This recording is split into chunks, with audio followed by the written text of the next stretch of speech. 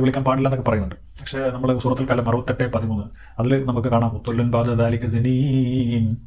നമ്മളിങ്ങനെ ഓരോ നിസ്കാരത്തിലൊക്കെ ഇങ്ങനെ മുത്തുമണിച്ച് ഒത്തുല്ലൻ ബാദദാലിക സനീൻ, അത് കേൾക്കാനെന്തൊരു ഈണമാണ്, കേൾക്കാനെന്തൊരു രസമാണ്. പക്ഷേ എന്താണ് വിളിക്കുന്നത്? സനീൻ, അവൻ ക്രൂരനാണ്, തന്തക്ക് പറക്കാത്തവനാണ് എന്ന് ലോകത്തിന്റെ അവസാനം വരേക്കും ജനങ്ങളെ മാനുഷിക മൂല്യം പഠിപ്പിക്കാൻ വേണ്ടിയിട്ട്, അല്ലെങ്കിൽ ജനങ്ങൾക്ക് ഒരു ഗൈഡായിട്ട് ഇറക്കിയ ഒരു ഗ്രന്ഥത്തിൽ പറയുകയാണ് തന്തക്ക് വിളിക്കുന്നത്.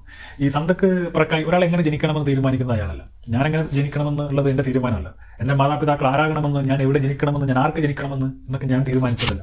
അതൊക്കെ സംഭവിച്ചതാണ്. അതൊന്നും എൻ്റെ കുറ്റമല്ല. ഞാൻ ജനിച്ച് എനിക്ക് പക്വത എത്തിയതിനു ശേഷം, ഞാൻ മെച്യൂർ ആയതിനു ശേഷം ഞാൻ ചെയ്യുന്ന കാര്യങ്ങൾക്ക് മാത്രമേ എന്നെ ശിക്ഷിക്കാൻ പാടുള്ളൂ. അതാണ് അതിൻ്റെ ശരി. അപ്പോൾ അള്ളാഹു ഇനി തന്തക്ക് പിറക്കാതെ ജനിപ്പിച്ചിട്ടുണ്ടെങ്കിൽ അത് അള്ളാഹുവിൻ്റെ തെറ്റാണ്. അപ്പോൾ സ്വന്തം തെറ്റിന് മറ്റുള്ളവരെ തെറി പറയുന്ന ഒരു ദൈവം അത്രമാത്രം ക്രൂരനാണ്, അത്രമാത്രം മണ്ടനാണ്, അത്രമാത്രം അധമനാണ് എന്നാണ് എനിക്ക് തോന്നിയിട്ടുള്ളത്.